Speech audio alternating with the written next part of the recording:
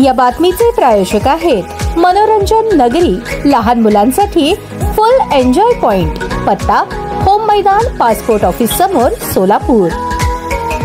राज्याचे मुख्यमंत्री देवेंद्र फडणवीस यांना आमदार कैलास पाटील, आमदार प्रवीण स्वामी यांच्या समवेत धाराशिव लोकसभा मतदारसंघातील अतिवृष्टीमुळे बाधित शेतकऱ्यांसाठी निवेदन देण्यात आले। माहे ऑगस्ट सप्टेंबर 2025 मध्ये धाराशिव लोकसभा मतदारसंघात मोठ्या प्रमाणात अतिवृष्टी झाली असून नद्या नाले तुडुंब भरून वाहत आहेत, त्यामुळे पूर परिस्थिती निर्माण झाली आहे। खरीप हंगामातील सोयाबीन, मूग, उडीद, मका, फळबागा व ऊस यांचे सर्वत्र नुकसान झाले आहे। बार्शी जिल्हा सोलापूर, औसा व निलंगा जिल्हा लातूर, धाराशिव जिल्ह्यातील सर्व मंडळांमध्ये अतिवृष्टीची नोंद झाली आहे। त्यामुळे मायबाप सरकारचे प्रमुख म्हणून सर्व लोकप्रतिनिधी या नात्याने मुख्यमंत्र्यांकडे काही प्रमुख मागण्या करण्यात आल्या आहेत आणि त्याचा सहानुभूतीपूर्वक विचार करावा अशी विनंती करण्यात आली आहे। मागण्या याप्रमाणे: ओला दुष्काळ जाहीर करावा, शेतकऱ्यांना संपूर्ण कर्जमाफी करण्यात यावी, प्रधानमंत्री पीक विमा योजना या हंगामापासून उंबरठा उत्पन्नाच्या आधारे शेतकऱ्यांना पीक विमा देण्याची अट ठेवली आहे आणि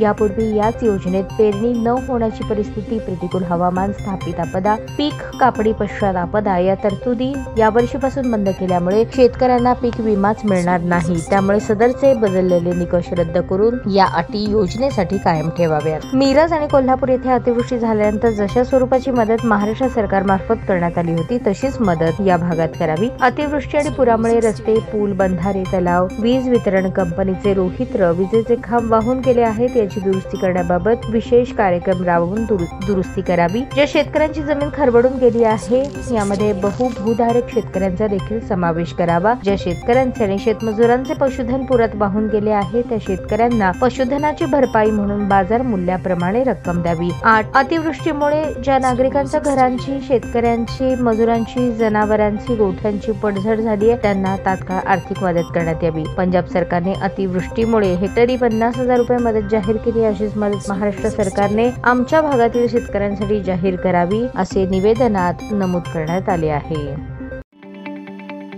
ताज्या बातम्या पाहण्यासाठी प्राईम महाराष्ट्र न्यूज चॅनलला सबस्क्राईब करा।